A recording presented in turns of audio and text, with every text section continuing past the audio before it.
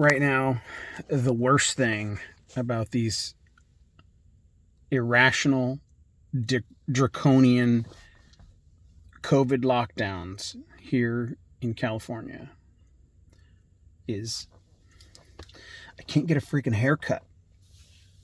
I hate my hair looking like this. I look like a dork. I don't normally part my hair, but it's getting too long. All right. So, seriously though, this is...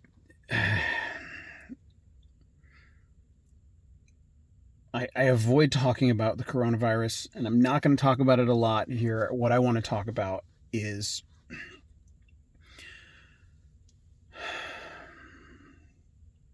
those families who just lost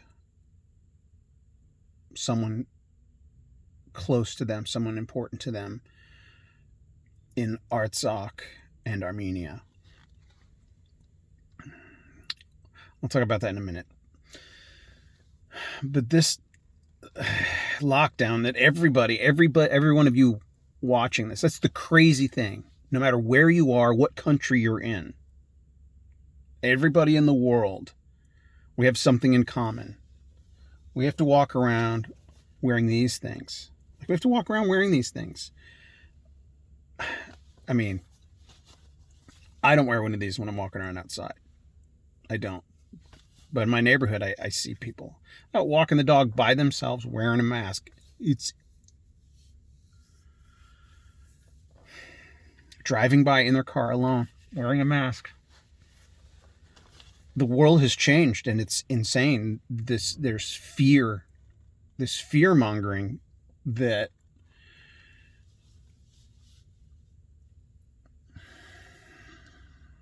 China has enabled. All right, we've all been attacked by China. I mean, that's in the historical perspective of this event. That's why I pay attention to what's going on now, because I've been researching history. It's like, I got a kind of taste of what it's like to look back at a period where one thing is being told to the people where another thing is actually happening. And we're all in the midst of this paradigm shift, this radical paradigm shift where like a bomb, a biological weapon was detonated, released on the species.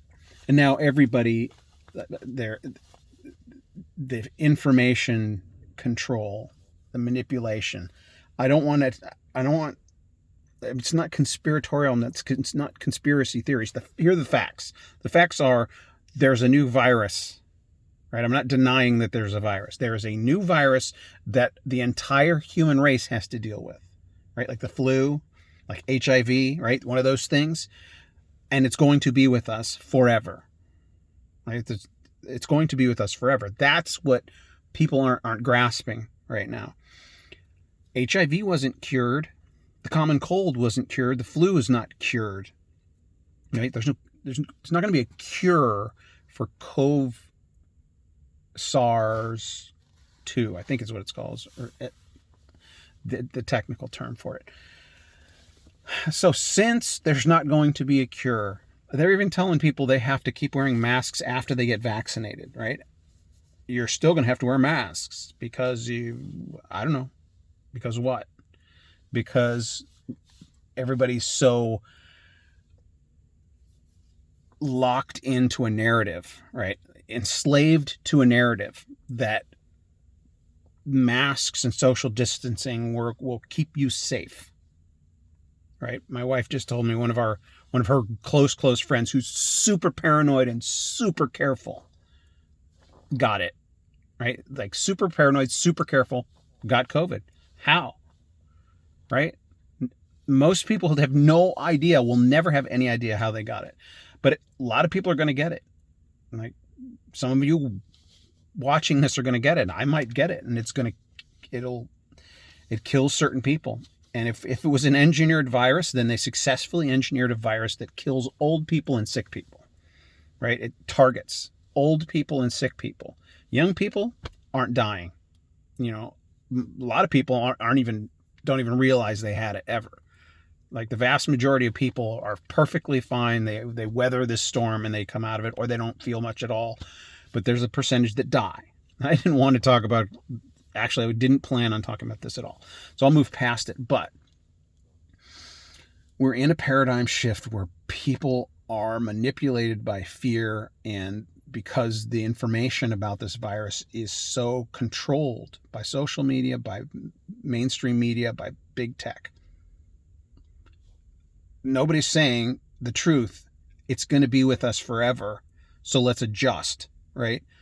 We can't wear masks forever. We can't stay locked down forever. The place where I go to get my hair cut will probably close and go out of business, right? So how am I going to get my hair cut? Like, that simple. I have to teach my daughter how to cut my hair. I have to cut my own hair. Like, why can't life be normal right now? Anyway, there's my rant. Now, one thing about the war in Artsakh, or a couple of things that I haven't spent time on yet. One is the political environment that just under 3,000 or around 3,000 Armenians died in this conflict. And that's a big number, especially when you think about compared to the total population of Armenia. You're about 3 million. Can I do the math in my head? Let's see. 10% of 3 million is 300,000. 1% of 3 million is 30,000. So 0.1% is 3,000. 0.1% of the population. Well, what's 0.1% of the U.S. population? Let's just round it down to 300 million. So the equivalent percentage of Armenians that died compared to Americans would be 300,000, right? 3,000 Armenians died in this war. It would be like 300,000 Americans dying in a 6-week war, proportionately. We haven't had a major war in our country in a long time. The generation, World War I generation, or even the Vietnam generation are passing on. And so we can't even grasp, those of you who are not Armenians, those of you who are not paying attention, those of you who watch this because you know me or you're a Christian, you came across it, and everything you're learning about Armenia and this conflict is from this YouTube channel. That's who I'm talking to right now. We don't get it. We don't get what's happening in Armenia right now. There's political turmoil and upheaval. There's protests against the prime minister, Pashinyan, because of the failure, because of the ill preparedness of the military, because of the devastation and the death. And I get it. I get that there's division and all these factions wanting him to resign, and I have not looked into the politics of it. I am not familiar with the different sides and the different voices. I just know there's lots of people in the streets over there protesting the government of Armenia, and undoubtedly some of it is being spurred on by some propaganda. I'm sure Azeris and Turks are waging a propaganda war because the division is a part of their plan or part of their desire. They don't just want to, they want to wipe out Armenia. That's the long-term goal. And dividing the country, divide and conquer, right? We've all heard that expression.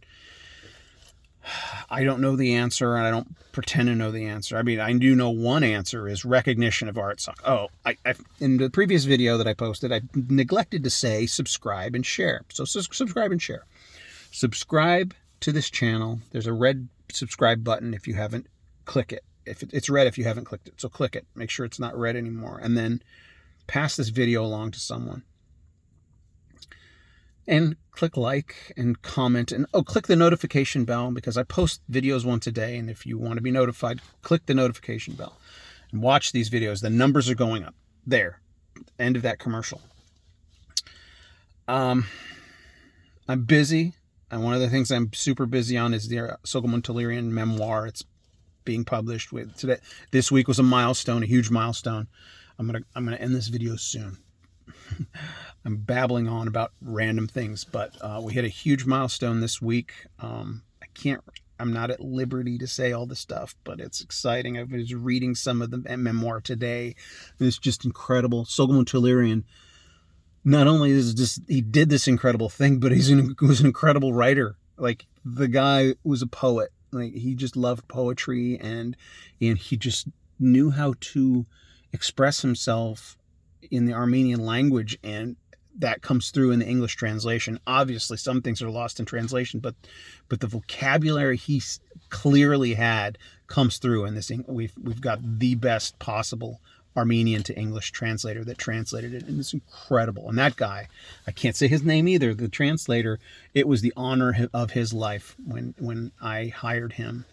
Is it really? It was like surreal for him that he got to translate the Soghomon Tehlirian memoir. Anyway, so I've been busy with that, and I haven't spent a lot of time reading the news, and frankly, the political turmoil there, I don't even know where to start. So I do have two Armenian friends that I talk to regularly that I should hit them up to get their take on what's going on, the latest. But those families who have lost loved ones,